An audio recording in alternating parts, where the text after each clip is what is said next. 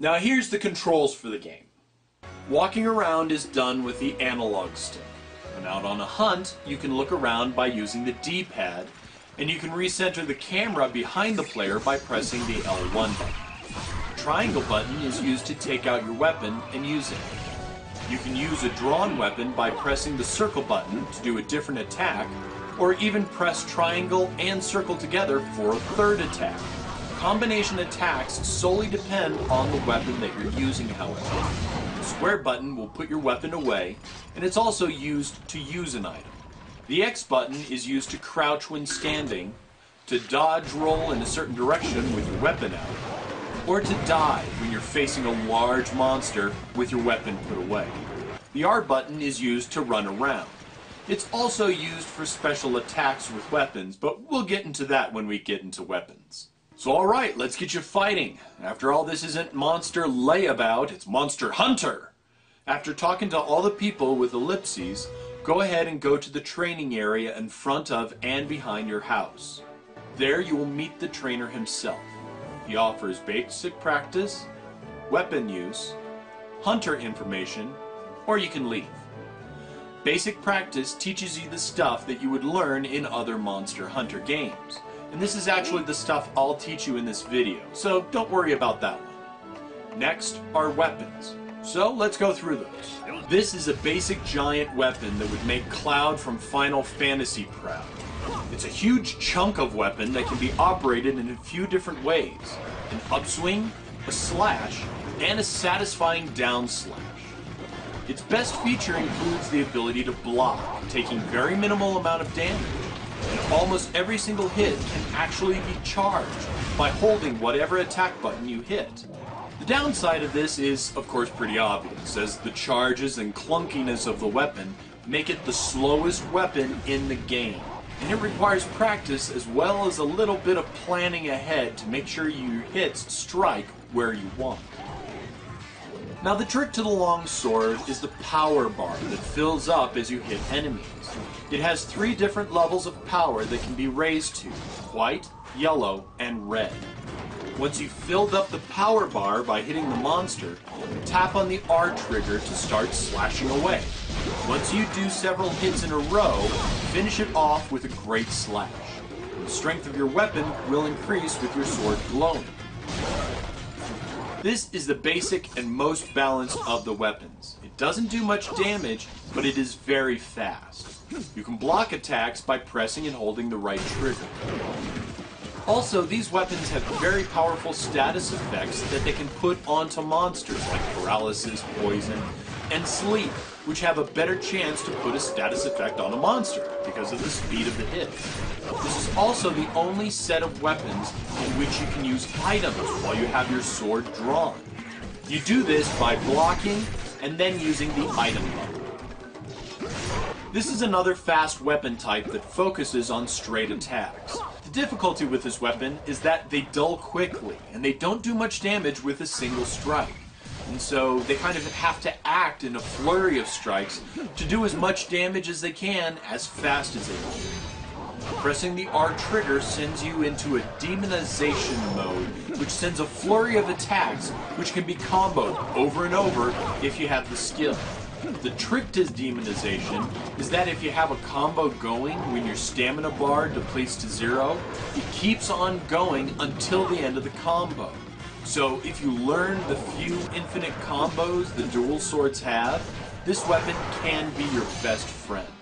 Also, with the demon meter full, you can perform lengthier combos out of the demonization mode, and your dodge roll becomes a forward dash instead. The hammer is a heavy weapon that does impact-style damage, which is great for knocking enemies back, and especially for knocking off the Barioth's mud armor. While its normal combos are really nothing special, the big attack it has is its charge attacks. By holding the R button on the PSP or the R1 on the PS3, you can charge the hammer. And if standing still, when fully charged, it will do a massive downward slam on the hammer, doing great impact damage. However, if you're moving, you'll begin to do a hammer spin, hitting the enemy repeatedly in a swinging motion. which can be cancelled out of with a massive golf swing when you hit the triangle button. The hunting horn essentially turns you into a monster hunter version of a bard, where the big draw of the weapon is its ability to play notes while you attack. The notes you play perform a temporary buff on the entire party, depending on the songs. However, this is the second slowest weapon in the game, second only to the greatsword, so utilizing it to its fullest is sometimes tricky. Each hunting horn has its own songs, with a song list given in the weapon's equipment description. Though, since it's all in Japanese, you'll have to try them all out at least once to find out which song does what.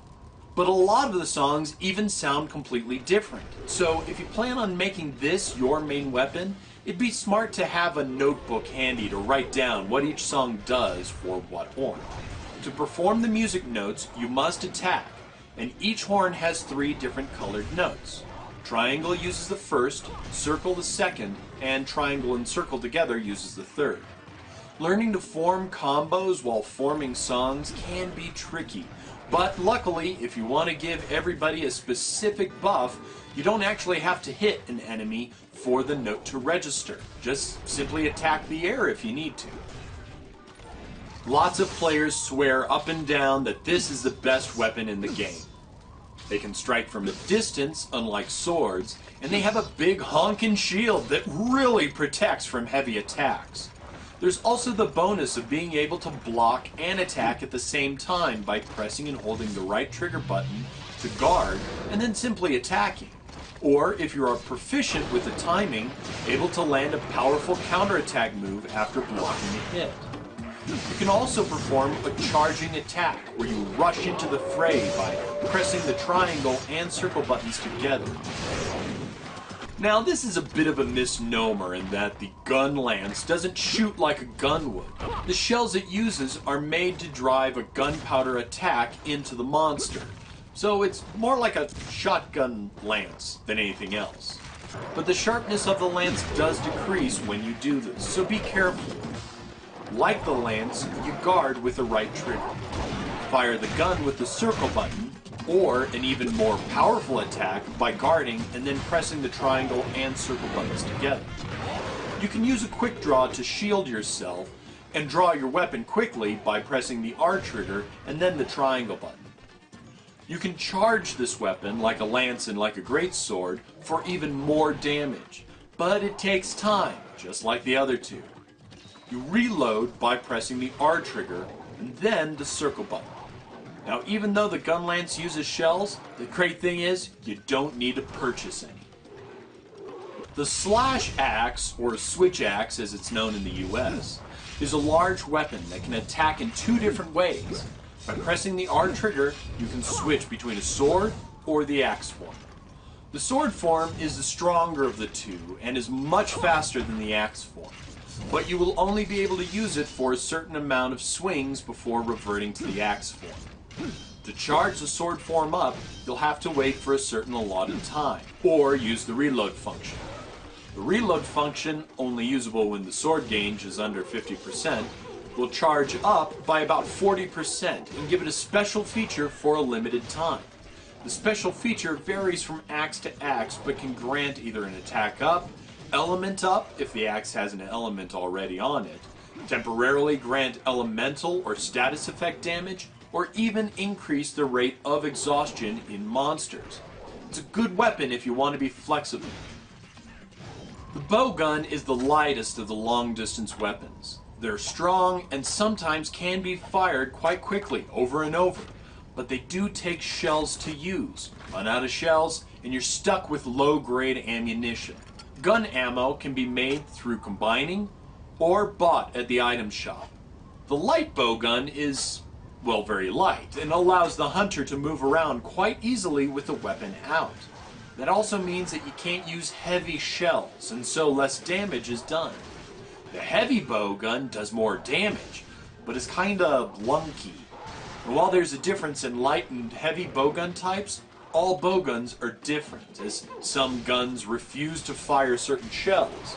So like, for example, if you made a gun out of parts from a monster that hates fire, Well, don't expect it to be firing fire shells out of it. You can buy shields, upgrade parts. They're really modular. And for all the bow guns, the triangle button is the reload and the circle button fires. You can tap on the right trigger to look through the scope to target even.